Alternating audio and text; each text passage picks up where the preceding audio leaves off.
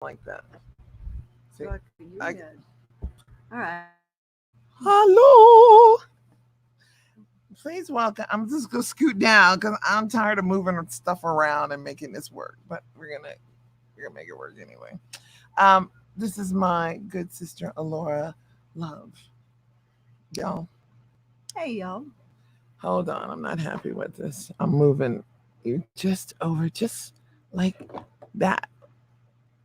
See, don't get me. Don't get upset. I'm working it out.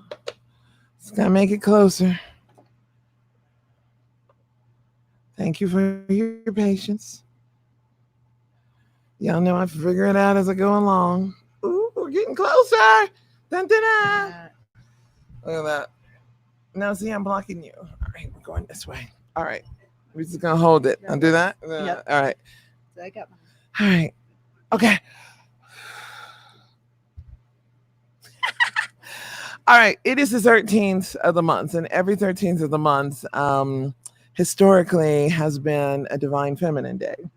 And so we wanted to honor that, and mainly for one reason. I'm not the traditionalist that wants to just go and do ceremony for the sake of ceremony. Yeah. If it doesn't have any value today, it has any anchoring of what we need to know and the information we need to pay attention to today, I don't want to play.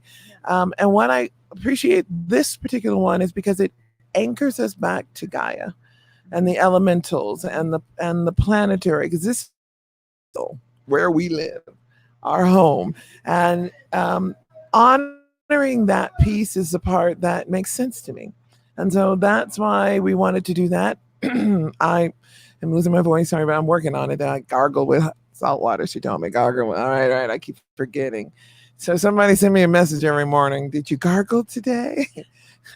But I wanted to talk to Laura, but she is our crone, and I got to be at her croning ceremony, which was an amazing, beautiful ceremony that was really about the anchoring of those elementals and our connection with the earth and who we are. So I really was very honored to be a part of that, and wanted to talk to you. At you, and she's leaving town, y'all. So I'm like, no, stop, talk to me, come talk to me. So tell me, what you doing? Well, we're here today to do a special ceremony Mhm. uh, honoring fathers and sons. And that's more your ballywick than mine. So you talk and say what we're going to do. But tell me about you and tell me your path of coming to your connection with the earth and your croning, because that's not, it's not like, it's like jumping into being a colonel. So you didn't get there overnight. How'd you get there? I've served the goddess and Gaia and the divine feminine and all her aspects for most of my life. I come from a long line of alpha women who worship the goddess, and some of them have paid dearly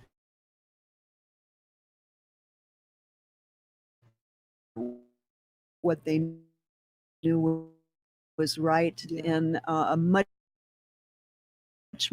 more. Well, do you consider yourself lucky?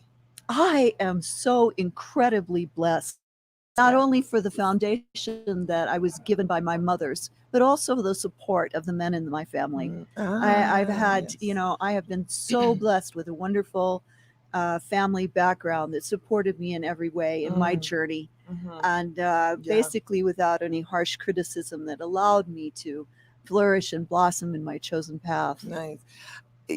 I think I hate to admit it. I'm proud to admit it. The advantage is having good father influence. Yes. It is just such an anchoring experience. I have no doubts of who stand on my own feet, Yes. and that's a hard one because it's hard to impart that. I think from the feminine, but your thoughts? Without a strong foundation at home, we could spend a lot more years floundering around trying to find our path and trying to find Sure. self actualization, Well, trying to get anchored in something that resembles our soul's path. mm, The way that society is currently, it just puts everybody in a box. and doesn't really honor any idea about the journey to one's soul's path, what we came here to do. Yeah. And so I've certainly spent a lot of time exploring that one. But as I said, I was blessed to have the foundational family. My father was just this incredibly gentle, kind man who he's the closest thing to unconditional love that I've ever experienced. He rarely criticized my sister and I. Oh my God, I had the same. My father spanked me once in my life. Once. That was one more time than I got spanked by my father, you know, and I knew I that. snuck out of the house at 15. I should have been a little disciplined. I came home with my dress on inside out when I was 16. And my mother said, she got my father out of bed. She made him look. Oh! She said, stand there and show your father. Turn around. I was so desperately humiliated, Yes. you know. That's all it took. That's all it took. He didn't say anything. He was just like, you know, I went back to bed. He never said a thing, but I was so humiliated. I was like, oh, I would never want to hurt my daddy that way again. I know. You know? I got, yeah, that was hard. It was just so the embarrassment, the shame of disappointment. Yeah. Oh my God, you wanna make him so proud of you, and now let's talk about that as we've translated that from our relationship from our fathers to our partners, because now that I think about that, I know the unconscious expectation is to marry your daddy. Yep. How'd you do?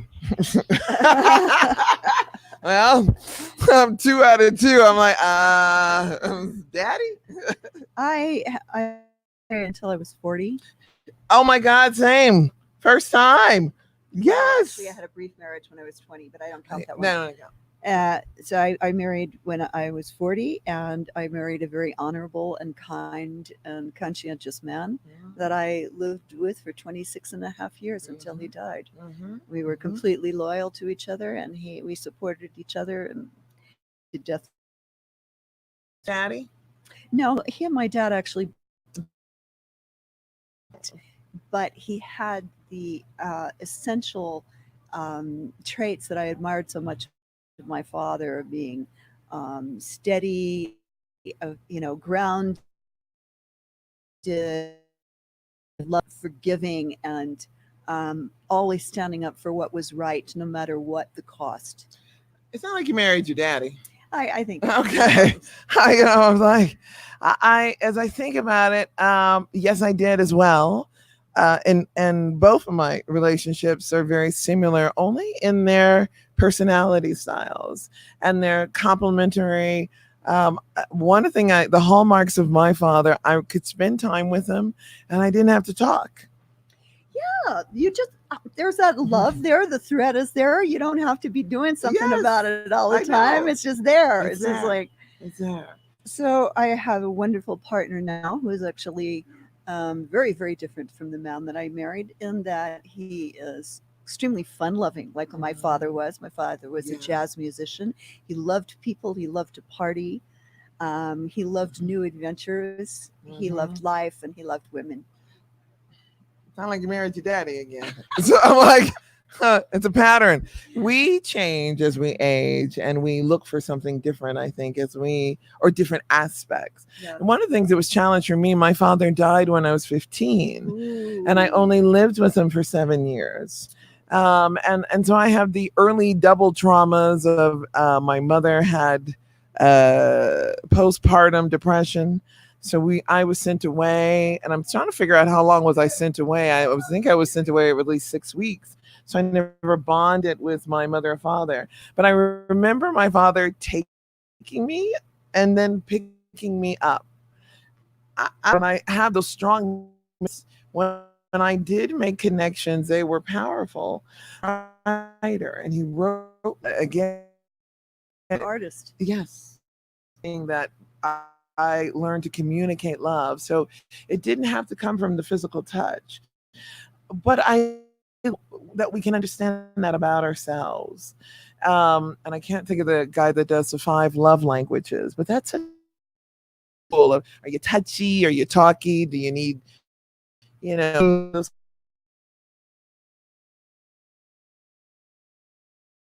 from someone else? So, but let's go back. So let's okay. So we got happy little diversion to have on that experience, but in understanding protection and what the elementals bring to us, can you talk about your experience on that? Well, Or why do we do the because the elevation of the planet that we live on, this, the elements, earth, air, fire, water, spirit, that is what we are made of. That is what our bodies are made of. That's what our on this earth depends on the elementals of this planet. And so when we can return to the understanding of what those elementals are and how important they are, and to honor them and to invoke them, especially before we do any sort of ritual or any sort of request of the universe, we must honor the elementals of Gaia. Yeah. And of the divine creative intelligence that designed all of that. Yeah. Yeah. It's like stealing if you're not, if you're not going in the door and just going, hey, thank you, nice to come into your house, can I have some flowers? Can I off the tree? To the land until I had land kick me out. I had Bali is one of those places that hey y'all, hey Sue, hey peaceful, hey y'all, that was the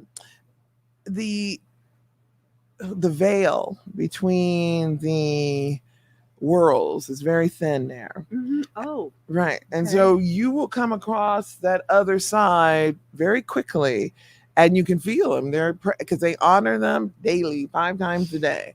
And it's interesting, a mixture of Hinduism and Buddhism that they've kind of created for themselves there.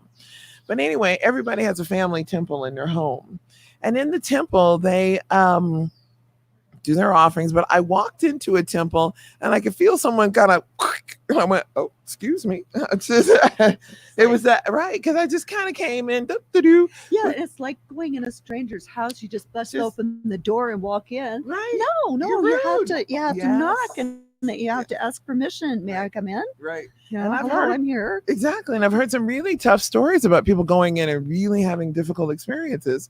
So I learned there, you better respect, they're here. And that's where I was first invited to work with a Brahmin priestess. And she's the one that made me start wearing white. I was like, all right, I get it. But it is a wonderful experience to just kind of take those new steps into divine. Get so much in return. You can't believe. It's like the minute I'll start any kind of ritual or invocation and calling in the 4 directions, the 6 directions, I feel so much blessing and so much light sort of descending from the heavens and coming up through my feet from the earth. I don't even have to ask to have that feeling anymore or look for it. It's just it's like, oh, she's here, okay, we'll just acknowledge, she's calling us again. And whatever you do to honor the nature spirits, the elementals, the creative forces that maintain this reality, they're so eager to be recognized that they will instantly respond to you in a positive way of feeding back. Feeding back, because they're all sort of lined up and waiting for us to wake up and acknowledge their intelligence, their presence, and their willingness to work with us. Oh yeah, that's why I love this garden so much. And I have 2 Wilco trees just right directly that I can see every morning when I wake up from my bedroom, and they've spoken to me. And there's a male and female tree here, and I've heard them. And the first thing they said to me, "I've always been here." I went, "Oh, yes, you have." Excuse me, salute, snap. And so, it has been just a blessing to come into the space and just honor it for just at what it is, Yes. a collective of the elements that we just acknowledge here. And that's why I want to do this the 13th of every month. I usually just, put my little flowers out and just do it. It doesn't have to be public, but I wanted to share it because it was that importance of remembering who we are and what we're here to do. And it's such a blessing and it's such a beautiful. I'm gonna take a picture. I don't carry one of these out. I'm not gonna be able to do both of them. And at 1 o'clock we're gonna be going. So I just want to encourage y'all to do your own ceremony at 1 o'clock and just go out, get some purple and white flowers, and she brought a white rose to share and do that. And I'm gonna ask you to lead in that, and I'll share my 2 cents. But thank you for coming and bringing your gift. Thank you for inviting me, Phyllis. It's an honor to come and do anything with you. Oh, Mama. Really. I think that I'd like to close with saying that we need to bring right intention when we invoke the elementals. Um, the, I've been having some discussions with people of the difference between sorcery and elemental co-creative magic.